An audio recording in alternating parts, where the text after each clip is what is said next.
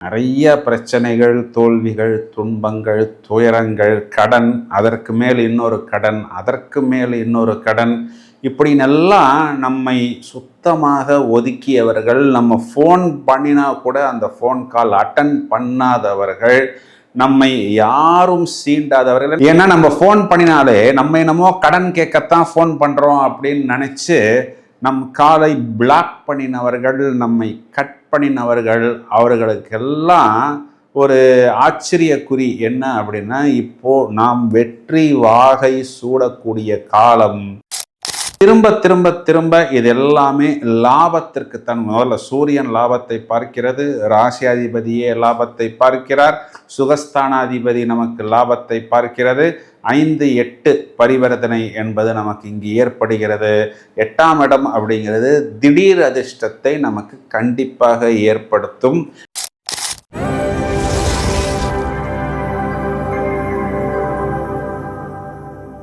Hello friends, நாம் ஆர்வத்துடன் எதிர்பார்த்து காத்திருக்கக்கூடிய ஏப்ரல் 2026க்கு உண்டான பலன்களை விளக்கமாக காண இருக்கிறோம். ரொம்பவும் சுவாரஸ்யமான பலன்கள். செவ்வாய் சனி சேர்க்கை, சுக்கிரன் சொந்த வீட்டை பார்க்க போகிறார், பிறகு சொந்த வீட்டிலே அமரப் போகிறார். புதன் என்ற கிரகத்திற்கு நீசபங்க ராஜயோகம், சுக்கிரன் ஆட்சி, இதை தவிர கிரகமாலிகா யோகம் அப்படிங்கிற ஒரு யோகமும் இருக்கிறது. விருச்சிக ராசிக்கு பலன் சொல்றதுக்கு தான் ரொம்ப நேரமாக காத்துக்கிட்டு இருக்கிறேன். ஏன் அப்படின்னா, இவ்வளவு நாள் நம்மளை என்ன ஆச்சு அப்படின்னா, இந்த அர்த்தாஷ்டம சனியில் நிறைய பிரச்சனைகள், தோல்விகள், துன்பங்கள், துயரங்கள், கடன், அதற்கு மேல் இன்னொரு கடன், அதற்கு மேல் இன்னொரு கடன், இப்படின்னெல்லாம் நம்மை சுத்தமாக ஒதுக்கியவர்கள், நம்ம ஃபோன் பண்ணினா கூட அந்த ஃபோன் கால் அட்டன் பண்ணாதவர்கள், நம்மை யாரும் சீண்டாதவர்கள். ஏன்னா நம்ம ஃபோன் பண்ணினாலே நம்ம என்னமோ கடன் கேட்கத்தான் ஃபோன் பண்ணுறோம் அப்படின்னு நினச்சி நம் காலை பிளாக் பண்ணினவர்கள், நம்மை கட் பண்ணினவர்கள், அவர்களுக்கெல்லாம் ஒரு ஆச்சரியக்குறி என்ன அப்படின்னா, இப்போ நாம் வெற்றி வாகை சூடக்கூடிய காலம். நம்மை யாரெல்லாம் ஒதுக்கினார்களோ அவர்களெல்லாம் நம்மை வா பிரதர் பக்கத்தில் வா அப்படின்னு, இந்த வா வா பக்கம் வா அப்படின்னு சொல்றாங்க பாருங்க, அதை போல் நம்மை ஈர்த்து கொள்வார்கள். ஏன் அப்படின்னு பார்த்தோம்னா, நம்மளுடைய ராசியாதிபதியே லாபத்தை பார்க்கிறார், அவரே போய் பூர்வீக ஸ்தானத்தில் அமருகிறார். அவர் சனியோடன் சேர்ந்திருந்தாலும் அந்த குருங்கிற மீன மண்டலம் நம்மளுடைய ராசிக்குத்தான் அது நட்பு வீடாகிறது. ஸோ நம்ம நட்பு வீட்டில் இருந்தால் நம்ம எப்படி ஒரு மாதிரி ஃப்ரீயாகவும் சுதந்திரமாகவும் நாம் நினைக்கக்கூடிய விஷயத்தை நாம் செயல்படுத்துபவராகவும், எந்த தடை வந்தாலும் அதனை தகர்த்தெறிந்து விட்டு வெற்றி வாகை சூடி அந்த லாபத்தை தட்டி பறிப்போமோ, அதற்குண்டான அளவுக்கு நமக்கு வெற்றி அப்படிங்கிறது கண்டிப்பாக வரும். இதுல ஒரு பெரிய பிளஸ் பாயிண்ட் என்னன்னா, நம்ம ராசிக்கு ஜீவனாதிபதி சூரியன் 6ஆம் வீட்டில் உச்ச பலம், 10க்குரியவன், 10க்கு 9, அதாவது ஜீவனத்துக்கு பாக்கியத்தில் உச்சம். அப்போ ஜீவனம், பாக்கியம், லாபம், பூர்வீக புண்ணியம், பூர்வ புண்ணிய ஸ்தானம், இந்த ஸ்தானங்கள் எல்லாமே நமக்கு பலம் பெறுகிறது. இதனால் நம்மளுடைய ஒர்க்கு, பேமெண்ட்டு, ஸ்டாஃப்ஸு எல்லாருடைய கோஆப்ரேஷனும் நமக்கு கிடைக்கும். திரும்ப திரும்ப திரும்ப இது எல்லாமே லாபத்திற்கு தன். முதல்ல சூரியன் லாபத்தை பார்க்கிறது, ராசியாதிபதியே லாபத்தை பார்க்கிறார், சுகஸ்தானாதிபதி நமக்கு லாபத்தை பார்க்கிறது, 5-8 பரிவர்த்தனை என்பது நமக்கு இங்கு ஏற்படுகிறது. 8ஆம் இடம் அப்படிங்கிறது திடீர் அதிர்ஷ்டத்தை நமக்கு கண்டிப்பாக ஏற்படுத்தும். மேலும் இதில் 4ஆம் இடத்தில் இருக்கக்கூடிய ராகு நமக்கு மைனஸ் பாயிண்ட் கொடுக்காது, அது குருவின் பார்வையில் அடங்குகிறது. 10ஆம் இடத்தில் அசுப கிரகம் உபஜயஸ்தானத்தில் முதல் தரமான ராஜயோகத்தை நமக்கு கொடுத்துத்தான் ஆக வேண்டும். குரு அப்படிங்கிற ஒரு கிரகம் 8ஆம் இடத்தில் மறைந்தாலும் அவர் 2ஆம் வீடு, சொந்த வீடு, தனம், குடும்ப, வாக்குஸ்தானத்தை பார்க்க பார்க்கிறார்.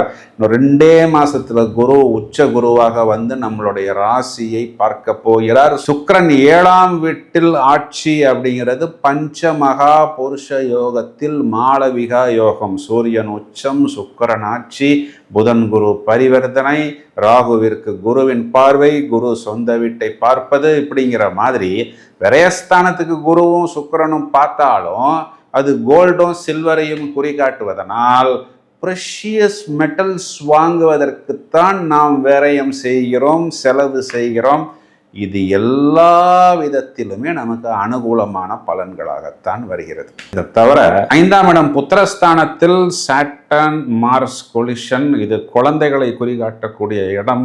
அப்போ நம்மளுடைய குழந்தைகள் ஏதாவது ஒரு விஷயத்தில் வயதை அனுசரித்து தடம் புரள்வதற்கு, அது கல்வியாக இருந்தாலும், பாய் ஃப்ரெண்டு கேர்ள் ஃப்ரெண்டாக இருந்தாலும், பழக்க வழக்கங்களாக இருந்தாலும், லேட் நைட் ஸ்டடியாக இருந்தாலும், வெளியூர் பயணமாக இருந்தாலும், ஹாஸ்டலில் போய் குழந்தைகளை தங்க வச்சுட்டு வந்தாலும் பின்னாடி அங்கே என்ன நடக்குதுங்கிறத நாம் மானிட்டர் செய்து கொண்டே இருக்கணும். கூடுதல் கவனம் இந்த ஒரு விஷயத்தில் எடுத்துக்கொள்ளணும். இல்லைன்னா நம்மளுடைய குழந்தைகள் நல்ல குழந்தைகளாக இருந்தாலும் அந்த நட்பு வட்டாரம் குழந்தைகளை பொல்யூட் செய்துவிடும். இது கொஞ்சம் கூடுதல் கவனம். இது பூர்வீகம் சம்பந்தப்பட்ட விஷயத்தில், பூர்வீகத்தில் வந்து இடம் விஷயம், இல்லை அங்காளிகள் பங்காளிகள் பிரச்சனை, வில்லங்கம், இந்த மாதிரி பிரச்சனைகளில் கொஞ்சம் கூடுதல் கவனம் எடுத்துக்கொள்ள வேண்டும். இதையும் தவிர ராசிக்கு 7இல் சுக்கிரன் வரும் பொழுது பொதுவாக இது காலகட்டங்களில் நமக்கு லாபம் வரக்கூடிய காலகட்டம் அப்படிங்கிறதுனால் நமக்கு ஏதாவது ஒரு டிஸ்டர்பன்ஸ் வரும். குறிப்பாக இந்த வெளிநாடுகளில் இருக்கக்கூடிய நபர்கள், ரொம்ப ஹை ப்ரொஃபைலில் இருக்கிறவங்க, மீடியாவில் இருக்கக்கூடிய நபர்கள், இது முதல்ல சுக்கிரன் 6ஆம் இடம். அப்போது அந்த எக்ஸ்ட்ரா ப்ரொபோசலை தேடிக்கொண்டிருக்கக்கூடிய நபர்களும் இன்னும் இருந்து கொண்டு தான் இருக்கிறார்கள். இதில் ஒரு சில விஷயங்கள் இவர்களுக்கு எது ஒர்க் அவுட் ஆகாது அப்படின்னு நினைத்திருப்பார்களோ அதெல்லாம் ஓகே. ஏன்னா இப்போ தான் விருச்சிக ராசிக்காரர்கள் நல்ல குழுன்னு ஜிலுஜிலுன்னு இருக்கிறாங்களே அப்படிங்கிற மாதிரி யாராவது உங்களை டிஸ்டர்ப் செய்வதற்கு வருவார்கள். கூடுதல் கவனம் எடுத்துக்கொள்ள வேண்டும். வயதில் மூத்த நபர்கள் குழந்தைகளுடைய விஷயத்தில் கொஞ்சம் கவனமாக பார்த்து கொள்வது புத்திசாலித்தனம். குழந்தைகள் கண்டிப்பாக கல்வியில் ஒரு நல்ல உயர் அந்தஸ்து, ஒரு உயர் வெற்றி பெறக்கூடிய காலகட்டம். ஏன்னா புத்திகாரகன் புதனுக்கு நீசபங்கம், நீச பரிவர்த்தனை அப்படிங்கிறதும் ஏற்படுகிறது. விருச்சிக ராசி சகோதரிகளை எடுத்துக்கிட்டோம் அப்படின்னா, கணவனை குறிகாட்டக்கூடிய சுக்கிரன் உங்களை பார்த்து கொண்டு தான் இருக்கிறார். ஆரம்பத்தில் அவர் கொஞ்சம் பிஸியாக இருந்தாலும் அவர் உங்களை நோட்டம் விட்டு கொண்டே இருக்கிறார்.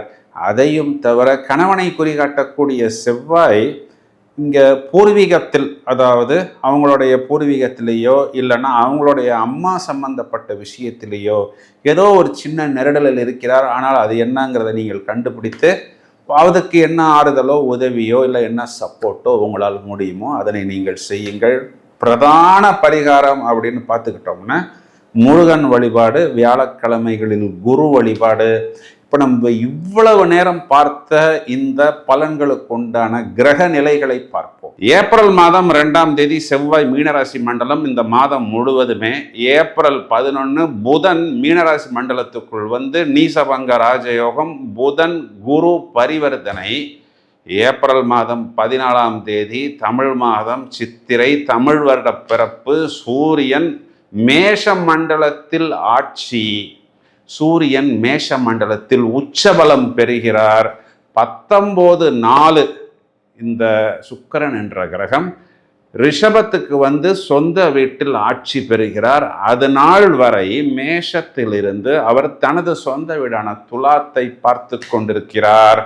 சந்திரன் கடகத்தில் வரும் பொழுது வரிசையாக கிரகமாளிகா யோகம் என்ற ஒரு ராஜயோகம் ஏற்படுகிறது. இதில் மெயினான விஷயம் என்னன்னு பார்த்தோம்னா, இந்த செவ்வாய் சனி சேர்க்கை அப்படிங்கிறது ஜோதிடத்தில் ஒரு விரும்பத்தகாத சேர்க்கை. எதனால அப்படின்னா, இந்த ரெண்டுமே ஒரு டான் கிரகங்கள், ரெண்டுமே ஒரு மாதிரி முரட்டு சுபாவம் நிறைந்த கிரகம்.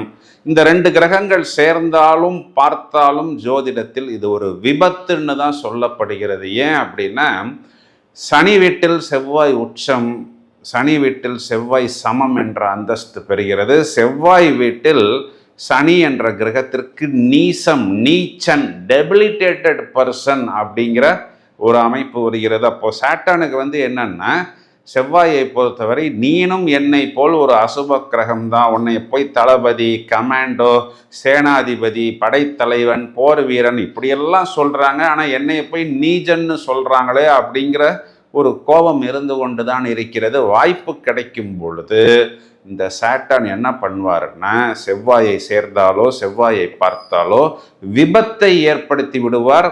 அதனால் பொதுவாகவே ஜாக்கிரதையாக இருக்கணும். ஏன்னா இது மீனராசி மண்டலத்தில் சேர்க்கை கால் பாதங்களை குறிகாட்டுகிறது. அப்போ நான் ஸ்போர்ட்ஸ் பண்ணுறேன், வாக்கிங் பண்ணுறேன், ஜிம் பண்ணுறேன், 60 பேக் பண்ணுறேன், 80 பேக் பண்ணுறேன்னு சொல்லிட்டு முடிந்தவரை விபத்துக்கள் இல்லாமல் உங்களை பார்த்து கொள்வது புத்திசாலித்தனம். இந்த செவ்வாய் சனி சேர்க்கைக்கு பரிகாரம் அப்படின்னு பொதுவாக நாம் எடுத்துக்கிட்டோம்னா பைரவர், அதாவது அஷ்டமி திதிகளில் பைரவரை வழிபடுவது, மேலும் வியாழக்கிழமைகளில் சனிக்கிழமைகளில் தொடர்ச்சியாக நரசிம்மரை வழிபாடு செய்வது கைமேல் பலன் கொடுக்கும். வாழ்த்துக்கள், நன்றி.